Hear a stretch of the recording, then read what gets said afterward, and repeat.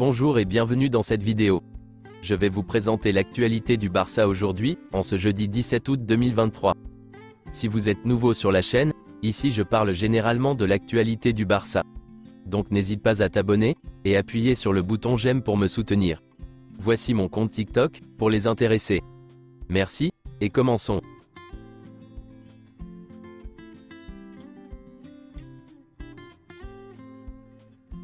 Le Barça pense pouvoir inscrire Iñaki Peña et Marcos Alonso, aujourd'hui dans journée. Íñigo Martínez est toujours blessé, et pourrait être inscrit jusqu'à la semaine suivante. Xavi et Rafinha ont été suspendus pour 2 matchs, à cause des cartons rouges qu'ils ont eus contre Retafe. Voici quelques déclarations de José Bordalás, l'entraîneur de Retafe. Je ne suis pas un entraîneur qui a un style défensif. Mon modèle est Johan Cruyff, en tant qu'entraîneur. Les gens sont surpris, mais j'essaie de m'inspirer de Cruyff. J'aime son intensité. Si Xavi était l'entraîneur de Retafe, je suis sûr qu'il ne jouerait pas avec le même style qu'au Barça. Je ne suis pas d'accord avec ce que Xavi a dit après le match. Je ne comprends pas les critiques à l'égard de mon style. Nous ne pouvons pas jouer face à face contre le Barça. N'importe quel joueur du Barça gagne plus que tous les joueurs de Retafe réunis. C'est étrange que les médias n'aient pas parlé de la performance du Barça contre nous. Ils n'ont parlé que de choses qui n'avaient rien à voir avec ce qui s'est passé sur le terrain. Officiel, le FC Barcelone et Deco ont trouvé un accord pour qu'il rejoigne le club, en tant que directeur sportif, pour les 3 prochaines saisons. L'idée de Laporta est claire. Il veut que Deco devienne le nouveau Txiki Begiristain du Barça. Voici quelques déclarations de Deco. Revenir dans ce club, est pour moi quelque chose de magnifique. Enfant, je rêvais de jouer ici, et j'ai réalisé mon rêve en devenant joueur. J'ai fait partie de l'histoire du club, et je reviens aujourd'hui avec un rôle important. Ansu Fati ? C'est un joueur du Barça, et il a un contrat avec nous. Cancelo est-il une priorité? Je ne parlerai pas de transfert. Matteo Almani? Nous ne sommes pas incompatibles. Il l'a déjà communiqué, et il a ses propres affaires professionnelles. Nous travaillerons ensemble, jusqu'à la fin du marché des transferts. Suis-je un homme puissant au sein du club aujourd'hui? Je ne suis pas puissant, c'est le club qui l'est. C'est aussi officiel, Matteo Almani quittera le FC Barcelone, le 2 septembre 2023. Laporta a annoncé lundi à Almani qu'il ne continuerait pas à faire partie du staff sportif du Barça. Et selon Fabrizio Romano, Tottenham considère Matteo Almani comme une option potentielle, en tant que nouveau directeur du football, à partir de septembre. Almani se séparera du Barça le 2 septembre, et était proche d'Aston Villa en juin. L'opportunité de la Premier League pourrait revenir rapidement avec les Spurs. Almani part avec le sentiment du travail accompli. Il a réalisé des économies, qui ont permis au club d'enregistrer de nouveaux joueurs. Selon Mundo Deportivo, selon le contrat d'Ousmane Dembélé, un transfert de 50 millions d'euros se répartirait comme suit. 25 millions d'euros pour le Barça, 15 millions d'euros pour Ousmane Dembélé, et 10 millions d'euros pour Moussa Sissoko. Le Barça considère que certaines conditions n'ont pas été remplies, et ne paye pas Sissoko. La Liga considère cet argent comme un profit pour le fair play financier. Le Barça et Sissoko se battront devant les tribunaux, mais pour l'instant, cet argent permettra au club d'enregistrer des joueurs cet été.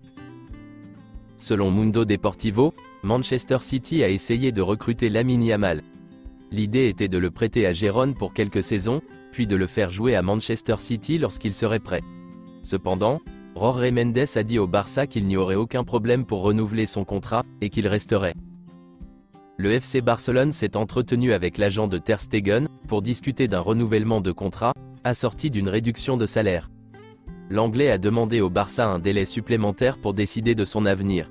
Il n'exclut pas l'offre de l'Arabie Saoudite, même si sa priorité est de rester en Europe.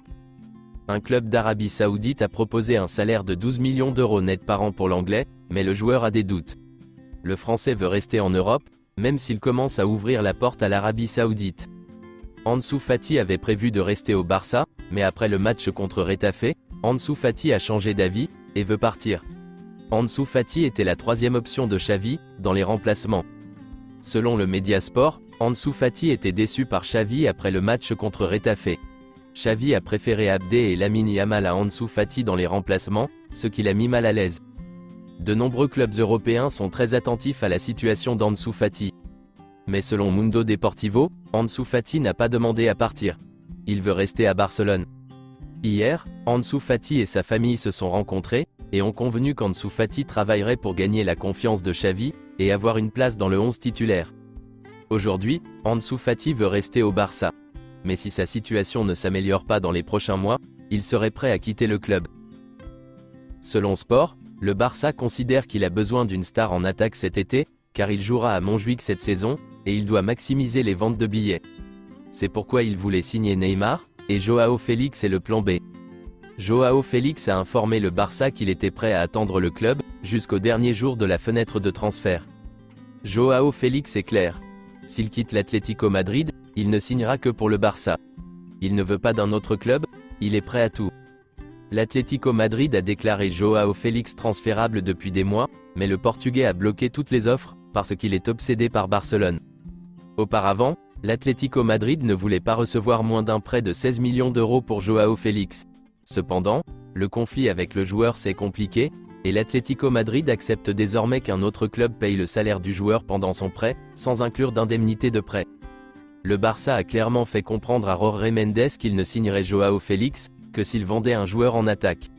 Le club pourrait vendre Ansu Fati ou Ferran Torres, mais ni l'un ni l'autre ne serait disposé à quitter le club. Joao Félix est prêt à accepter une grosse baisse de salaire pour rejoindre le Barça. Il est ouvert à tout. Selon une rumeur, Xavi n'est pas opposé à la signature de Joao Félix, mais il souhaite que le Barça signe d'abord un latéral droit et un milieu offensif. Le Barça va tenter de faire signer Joao Cancelo. Toutefois, le Barça doit d'abord conclure la vente partielle de Barça Vision et se débarrasser de l'anglais et d'Est. Le FC Barcelone proposerait à Manchester City un prêt avec option d'achat d'environ 30 millions d'euros pour Joao Cancelo, mais Manchester City veut une somme beaucoup plus élevée. Le FC Barcelone et Manchester City continuent de négocier la structure de l'opération de Cancelo. Cancelo ne veut que le Barça. Selon Fabrizio Romano, Bernardo Silva a maintenant accepté verbalement de signer un nouveau contrat à Manchester City, valable jusqu'en juin 2026. Il a confirmé officiellement sa décision au club.